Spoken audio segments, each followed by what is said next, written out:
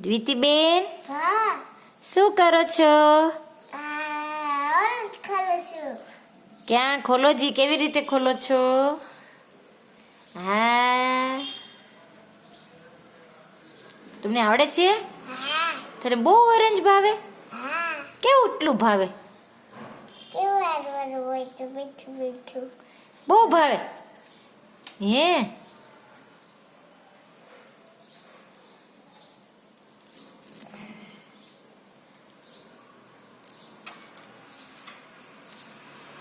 આવડી ગયું મમ્મી.